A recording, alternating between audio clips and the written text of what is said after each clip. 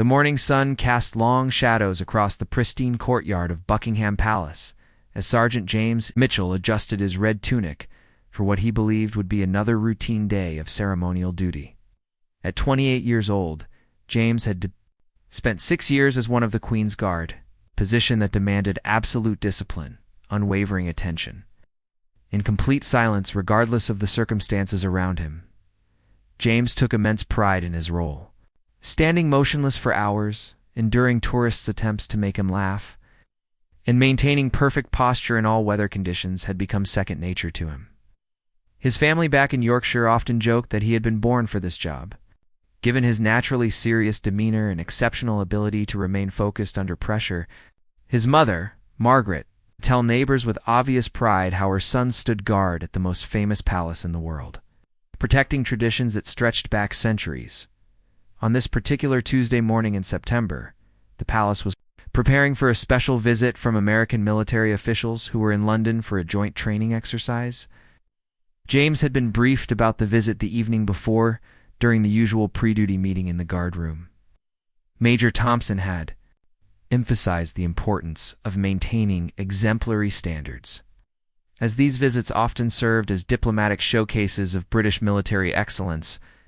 The American delegation included high-ranking officers from various branches of the United States Armed Forces, and their visit was part of a broader initiative to strengthen military cooperation between the two nations. As James took his position at the main entrance, he noticed the unusual bustle of activity around the palace. Palace staff moved with heightened urgency, their normally measured pace quickened by the anticipation of important visitors. Several senior officers were present, their presence indicating the significance of the day's proceedings. The crisp autumn air carried the distant sounds of London traffic, but within the palace walls, everything maintained its traditional sense of order and formality that had remained unchanged for generations. The Queen's Guard had always been more than just ceremonial figures. They were active soldiers, trained to the highest standards, who happened to perform one of the most visible roles in the British military. James understood this duality perfectly. While tourists saw them as living statues, tourist attractions to photograph and admire, each guard was a fully trained soldier capable of responding to any genuine threat with professional efficiency. This balance between ceremonial duty and practical security required a unique type of discipline that few could master. James's commanding officer, Major Thompson, had specifically chosen him for this prominent position because of his exemplary record. In his 6 years of service, James had never broken protocol, never moved from his post without permission, and had earned the respect of both his peers and superiors. His attention to detail and unwavering commitment to duty made him the ideal representative of British military tradition. During his service, he had witnessed countless attempts by tourists to provoke reactions from the guards. From silly faces and loud noises to more elaborate schemes involving costumes and props, nothing had ever caused him to break his composure. Selection process for the Queen's Guard was rigorous, requiring not only physical fitness and military competence, but also psychological resilience. Guards underwent extensive training to prepare them for the unique challenges of their role. They learned to ignore distractions, maintain perfect posture for extended periods, and respond appropriately to various situations while never abandoning their ceremonial duties. James had excelled in all aspects of this training, earning recognition as one of the most reliable guards in his regiment. His daily routine had become a meditation of sorts. Arriving at the palace before dawn, James would prepare his uniform with meticulous care, ensuring every button was polished and every crease was perfectly aligned. The process of dressing in the full ceremonial uniform was itself a ritual that helped him transition from ordinary soldier to ceremonial guardian. The heavy bearskin hat, the red tunic with its intricate gold braiding, and the polished boots all served to transform him into a living symbol of British military heritage. The palace grounds themselves held special meaning for James. He had walked these paths countless times, observing the changing seasons from his various posts, watching the endless stream of visitors who came from around the world to witness British pageantry. He had seen proposals, celebrations, protests, and moments of profound national significance unfold before his unmoving form. Through it all, he had remained a constant, unchanging presence, a reassuring symbol of stability in an ever-changing world. James's fellow guards often discussed the psychology required for their role. Standing motionless for hours required a particular mindset, an ability to exist in a state of relaxed alertness where the body remained perfectly still while the mind stayed sharp and aware.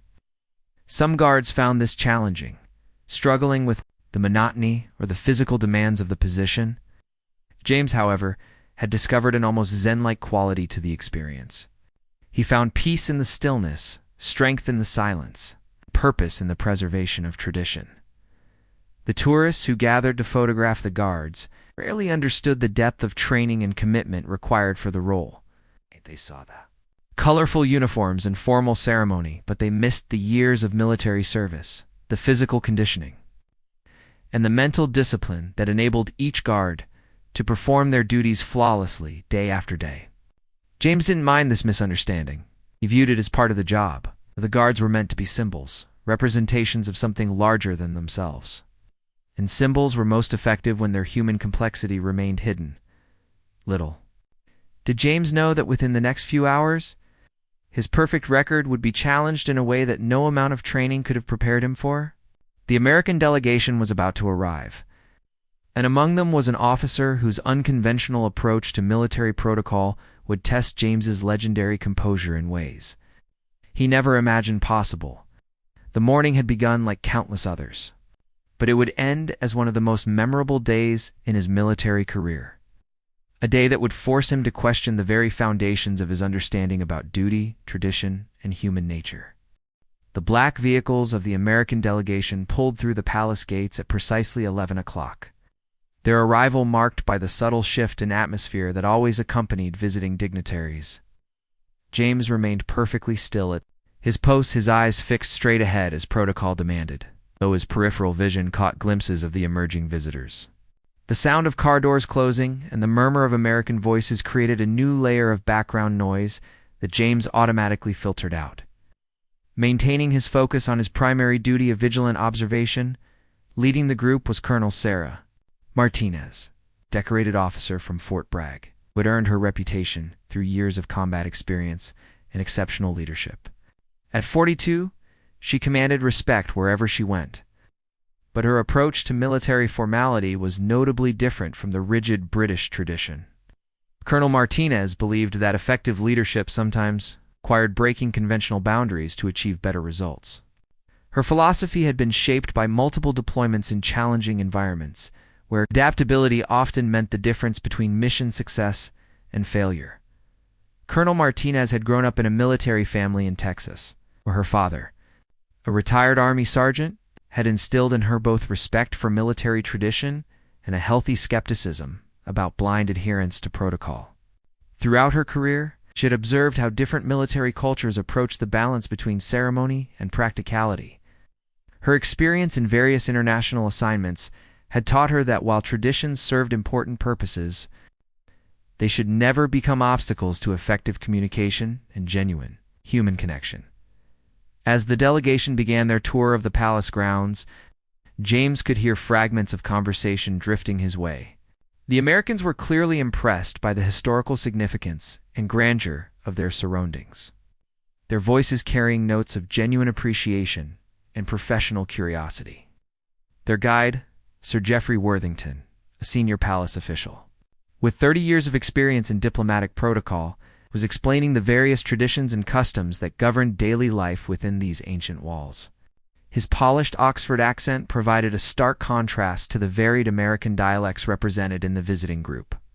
Colonel Martinez found herself particularly fascinated by the role of the Queen's Guard. She had read extensive briefings about their legendary discipline and their ability to remain motionless despite any distraction or provocation. Having served in various challenging environments around the world, she understood the mental strength required for such duty, but she also questioned whether such rigid adherence to protocol might sometimes hinder practical effectiveness. Her military experience had taught her that flexibility and human connection were often more valuable than ceremonial perfection. The tour proceeded smoothly through the first hour, with the American officers asking thoughtful questions about British military traditions and palace security procedures. Lieutenant Colonel Robert Thompson inquired about recruitment standards for the Guards, while Major Patricia Williams showed particular interest in the historical evolution of the ceremonial uniforms. Captain Michael Rodriguez, a military historian, peppered Sir Geoffrey with questions about the symbolic significance of various traditions. Clearly fascinated by the continuity of customs that stretched back centuries, James continued his silent vigil, barely registering the conversations taking place nearby. His training had conditioned him to tune out distractions, while remaining alert to any genuine security concerns. However, he couldn't help but notice the different energy the American visitors brought to the usually staid palace environment. Their questions were direct, their observations unfiltered by the diplomatic language that typically characterized such visits. There was an authenticity to their curiosity that set them apart from many previous delegations. Colonel Martinez, meanwhile, had begun to focus increasingly on James himself. She had encountered various military traditions during her international assignments, from the elaborate ceremonies of European armies to the austere practices of special operations units, but she had never witnessed such complete stillness in a human being. The sight of James standing like a perfectly carved statue, despite the autumn breeze that occasionally tugged at his uniform and the constant flow of tourists who photographed him from every angle, both impressed and intrigued her.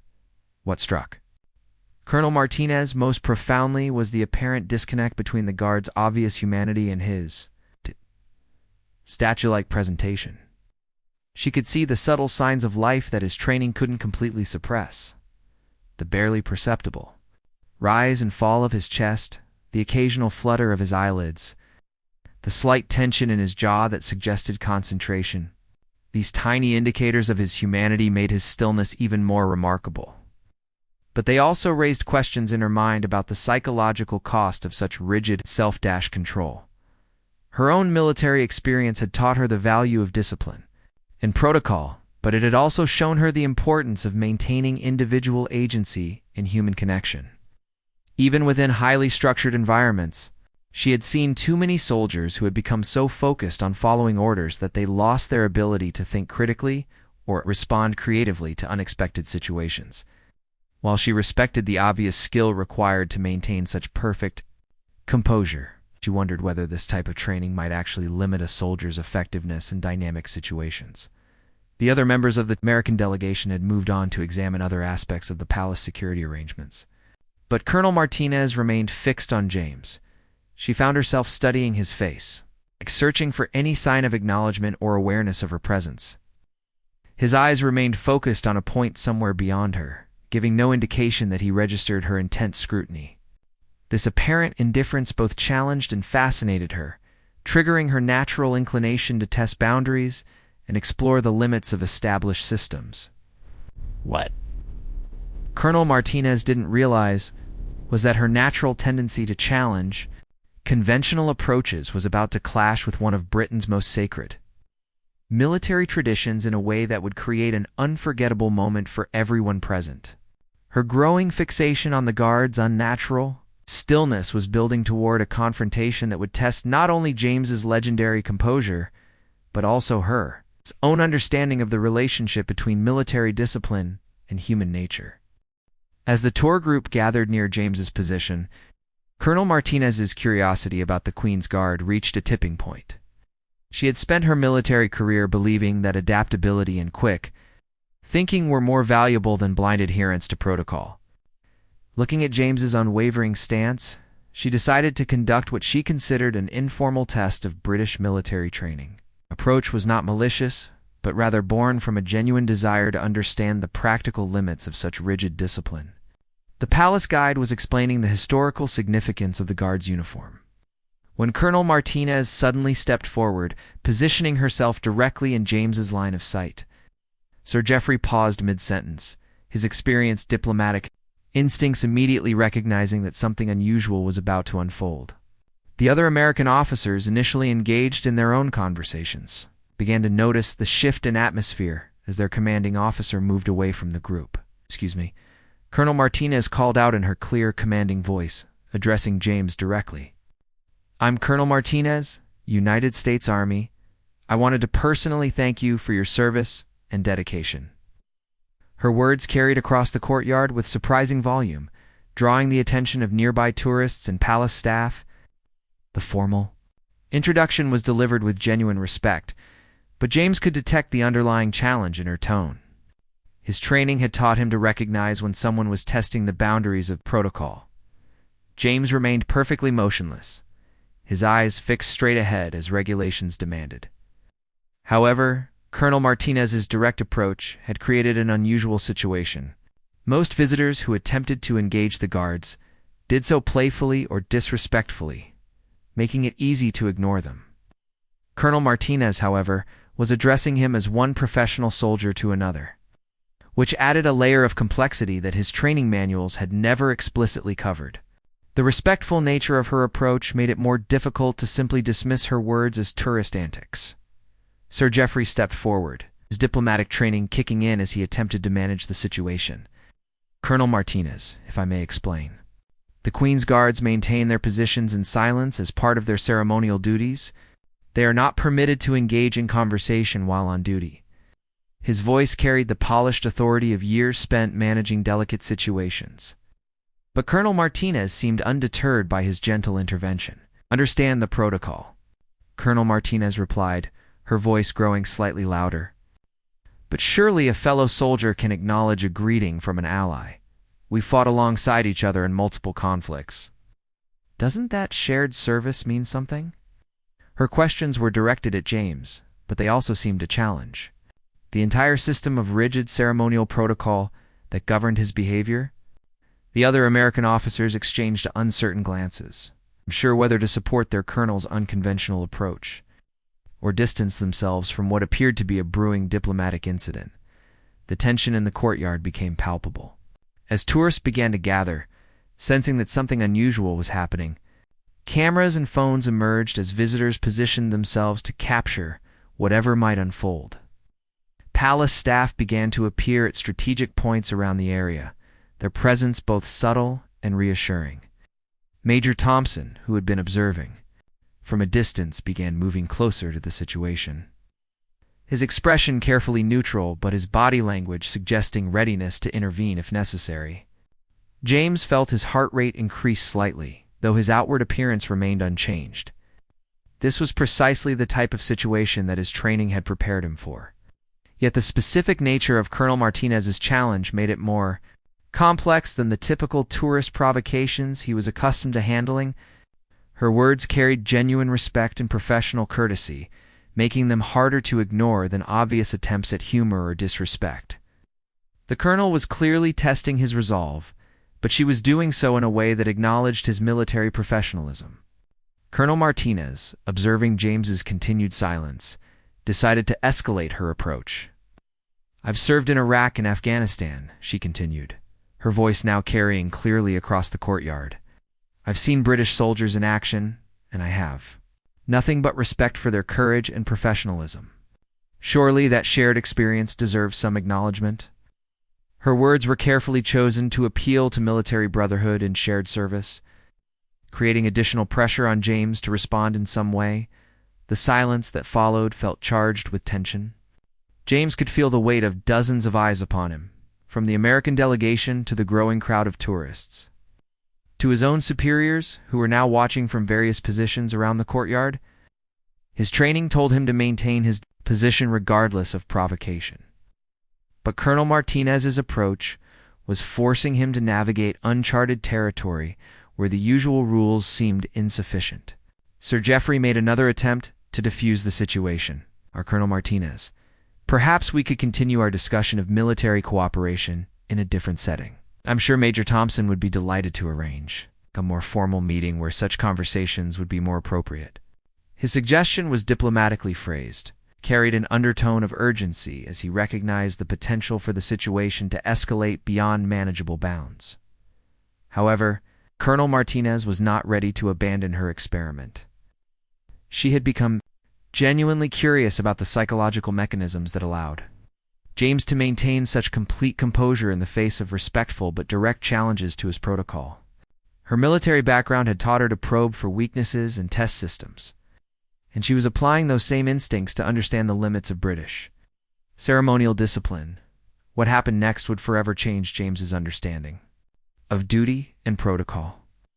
As Colonel Martinez prepared to take her challenge to a level that would test the very foundations of his military training, the growing crowd of observers sensed that they were about to witness something extraordinary.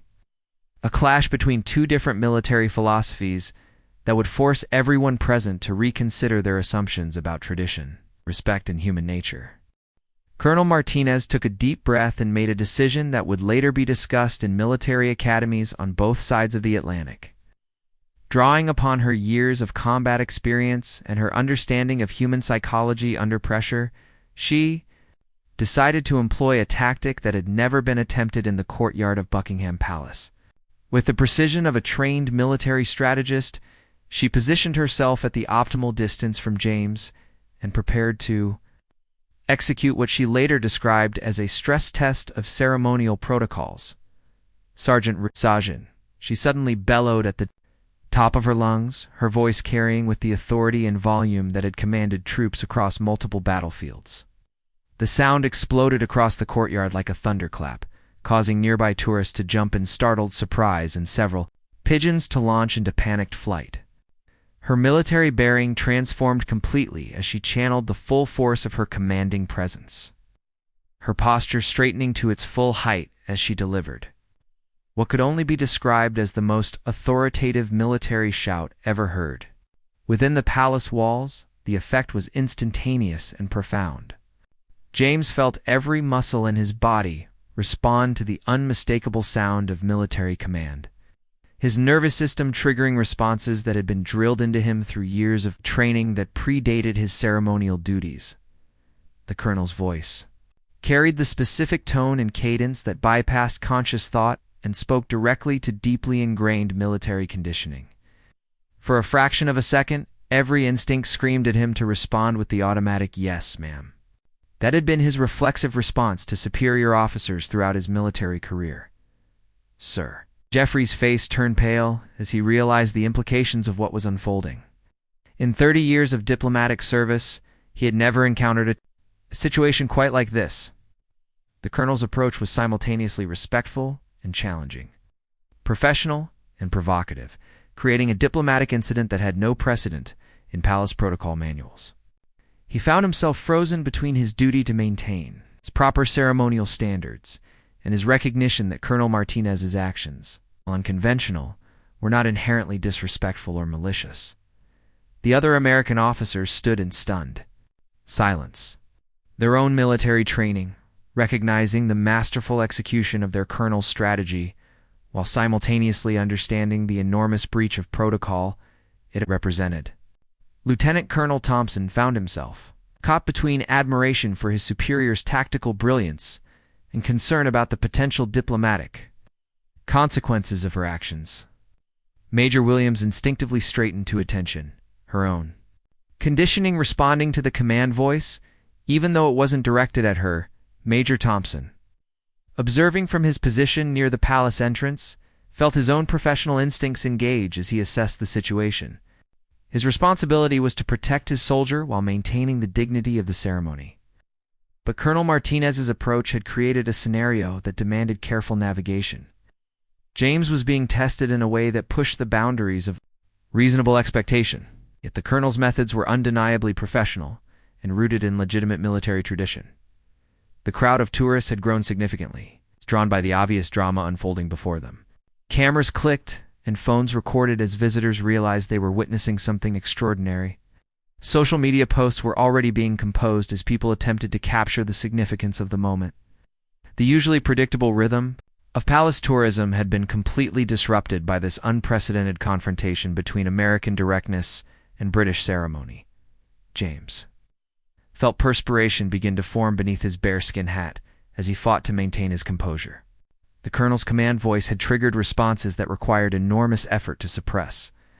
His mouth had begun to open automatically to respond before his ceremonial training reasserted control. Every fiber of his being was conditioned to respond to legitimate military authority, but his duty as a Queen's Guard demanded absolute silence and stillness. The conflict between these two deeply ingrained responses created a psychological tension. Unlike anything he had experienced, Colonel Martinez observed James's subtle physical responses with the trained eye of someone who understood the mechanics of military conditioning. She could see the slight tremor in his jaw, the barely perceptible shift in his posture, and the increased rate of his breathing that indicated her strategy was having the desired effect. However, she was also beginning to recognize the extraordinary level of self-control required to resist such fundamental conditioning, and her respect for the guard's discipline began to grow even as she continued her experiment.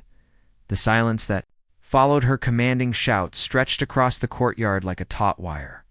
Every person present understood that they were witnessing a pivotal moment, though few could have articulated exactly what was at stake. The confrontation had evolved beyond a simple test of protocol into something more profound. A clash between two legitimate forms of military excellence, each with its own validity and purpose. James's hands, hidden beneath his ceremonial gloves, had formed involuntary fists as his body channeled the stress of maintaining discipline against such overwhelming pressure. His training as a Queen's Guard was being tested against his deeper military conditioning, and the effort required to maintain his ceremonial stance was approaching the limits of human endurance. The colonel's voice continued to echo in his mind, demanding a response that duty forbade him to give. What neither James nor Colonel Martinez fully understood in that moment was that their confrontation was about to take an unexpected turn that would transform this test of wills into something far more meaningful. The colonel's next action would reveal the true purpose behind her seemingly aggressive approach, while James's response would demonstrate the profound strength that lay beneath his ceremonial facade. The gathered crowd sensed that the climax of this extraordinary encounter was rapidly approaching, though none could predict the remarkable resolution that was about to unfold. Colonel Martinez watched James struggle with her commanding shout and suddenly realized she had pushed the experiment too far. The subtle signs of distress she observed in the young sergeant triggered her protective instincts as a leader who genuinely cared about the welfare of soldiers under pressure. What had begun as intellectual curiosity about British military protocols had become something more personal as she witnessed the extraordinary effort required to maintain such rigid self-control. Her expression softened as she recognized that her test had revealed not weakness, but incredible strength. In that moment of recognition, Colonel Martinez made a decision that surprised everyone present, including herself. Rather than continuing to pressure James or simply walking away, she stepped back to paces, came to perfect military attention, and rendered the most precise salute she had ever given in her 24-year career. Her bearing transformed from challenging interrogator to respectful colleague as she held the salute with unwavering steadiness. Her own military discipline on full display.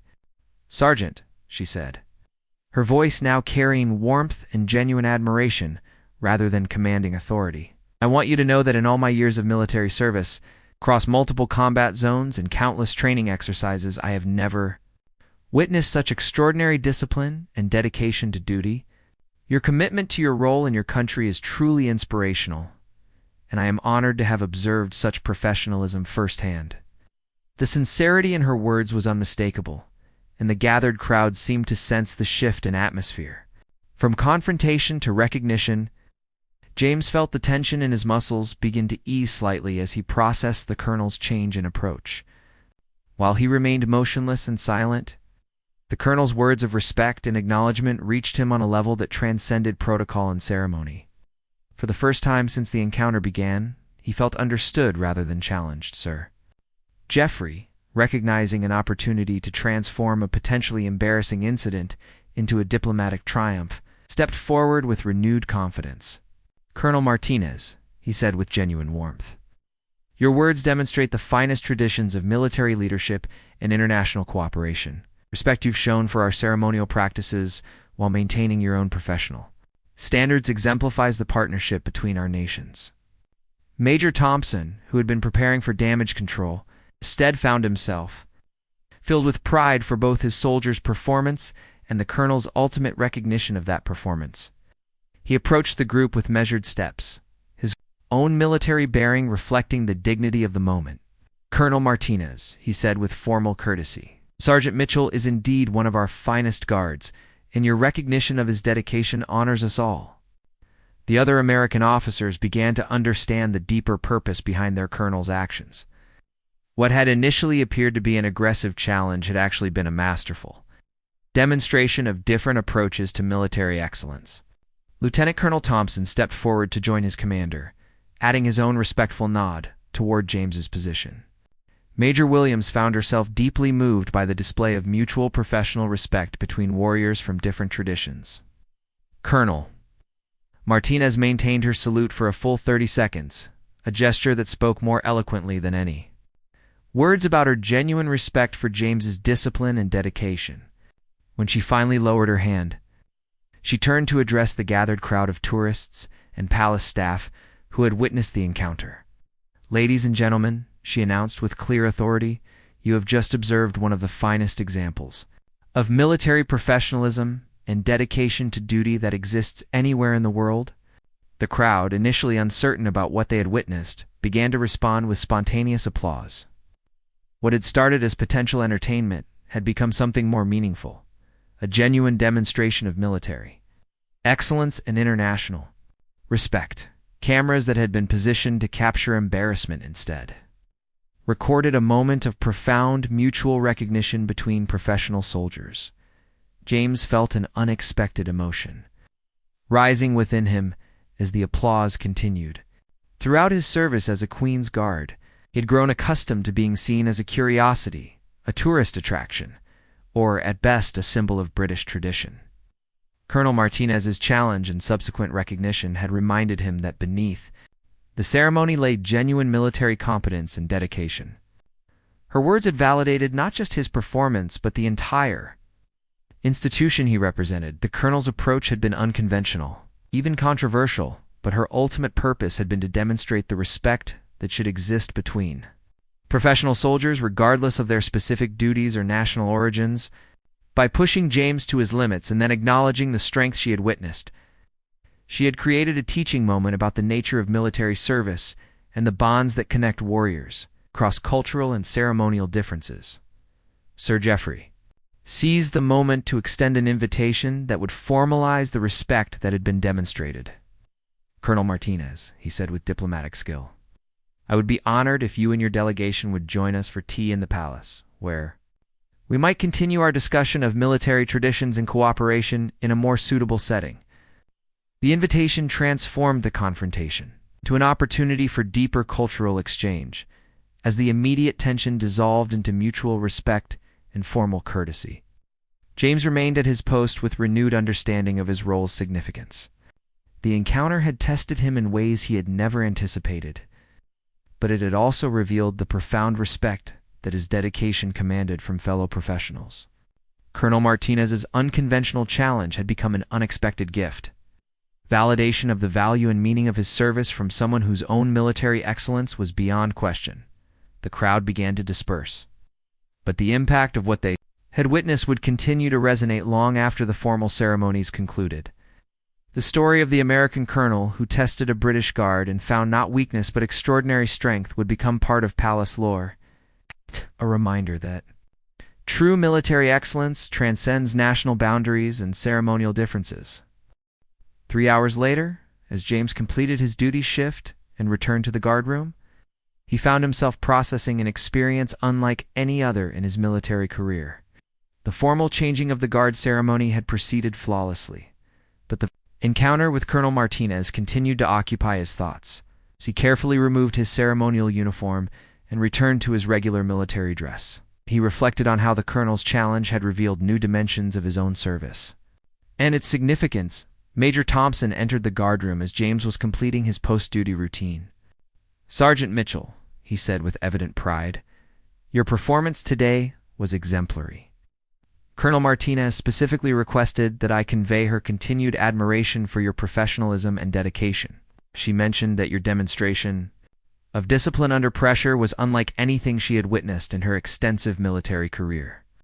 The Major's words carried weight beyond simple praise. They represented official recognition of exceptional service under unprecedented circumstances. The story of the encounter had already begun to spread throughout the regiment, with fellow guards expressing both curiosity and admiration for James's handling of such an unusual situation. Corporal Davies, a newer member of the Queen's Guard, approached James with obvious respect. "How did you manage to stay so composed?" he asked. I heard the colonel's command voice from across the courtyard, and even I felt compelled to respond. His question reflected the genuine awe that James's performance had inspired among his peers. James found himself struggling to articulate the complex emotions and thoughts that the encounter had triggered. "Honestly," he replied, "it was the most difficult test I've ever faced."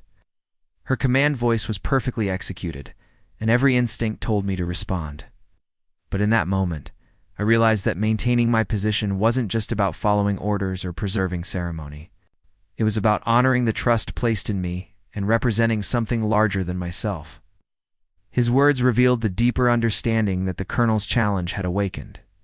Meanwhile, in the palace's diplomatic reception room, Colonel Martinez was sharing tea with Sir Geoffrey and Major Thompson, her conversation flowing with the mutual respect that had emerged from the morning's events. "I must apologize if my methods seemed unorthodox," the colonel said, stirring her tea thoughtfully. "But I wanted to understand the true nature of the discipline I was observing. Too often, military ceremonies become empty rituals disconnected from genuine military virtue. What I witnessed today was authentic excellence." Sir Geoffrey nodded appreciatively. "Your approach, while unconventional, ultimately served to highlight the exceptional quality of our guards." Sergeant Mitchell's performance under your unique form of evaluation demonstrated the depth of commitment that underlies what visitors often see as mere pageantry. His diplomatic language masked genuine admiration for both the colonel's strategy and its ultimate outcome. Major Thompson added his own perspective as a career military officer who understood both ceremonial and combat requirements. "Colonel Martinez, your recognition of Sergeant Mitchell's discipline has provided validation that goes beyond any commendation or award. To have one's professionalism acknowledged by a decorated combat veteran of your standing carries special meaning for any soldier." His words reflected the profound impact that peer recognition could have on military morale and identity. The conversation continued for another hour, ranging across topics of military tradition, international cooperation, and the challenge of maintaining meaningful ceremony in modern military contexts. Colonel Martinez shared insights from her various international assignments, while Sir Geoffrey provided historical context for British ceremonial practices. Major Thompson contributed practical perspectives on balancing traditional duties with contemporary military requirements. As the American delegation prepared to depart, Colonel Martinez made an unexpected request. "I would like to leave a written commendation for Sergeant Mitchell's file," she said formally. "His performance today demonstrated qualities that should be recognized and preserved." 8. In an era where military traditions are often questioned or abandoned, his dedication to duty provides a powerful example of the values that define military service at its finest. Her offer represented more than courtesy. It was a professional soldier's recognition of excellence in a fellow warrior. The written commendation, later filed in James's military record, would become one of the most unique documents in Queen's Guard history, it read. In part, Sergeant Mitchell demonstrated exceptional discipline and dedication to duty when subjected to unconventional testing of his ceremonial protocols. His unwavering commitment to his post while under significant pressure exemplifies the highest standards of military professionalism. His performance serves as a powerful reminder that true military excellence transcends national boundaries and specific duties, representing universal values of honor, discipline, and service. James learned of the commendation the following week, but its impact on his understanding of his role had already transformed his approach to guard duty. The colonel's challenge had reminded him that his ceremonial responsibilities were grounded in genuine military competence and that his dedication served purposes beyond tourism and tradition. Each subsequent shift carried new meaning as he understood himself, not just as a guardian of ceremony, but as a representative of military values that commanded respect from professional soldiers. Worldwide, the story of the encounter spread beyond the palace walls, eventually reaching military academies, where it was used as a case study in military discipline and the challenges of maintaining traditional roles in contemporary contexts. Colonel Martinez, upon her return to Fort Bragg, frequently referenced the experience in her leadership seminars, using James's performance as an example of how true military excellence manifested itself through unwavering commitment to duty, regardless of circumstances. Years later, both James and Colonel Martinez would look back on that September morning as a defining moment in their military careers. For James, it had validated his dedication and revealed the broader significance of his service. For Colonel Martinez, it had demonstrated that military excellence could take many forms and that tradition and innovation could coexist with mutual respect. Their unexpected encounter had become a lasting testament to the bonds that unite professional soldiers across all boundaries of nation, tradition, and ceremonial duty.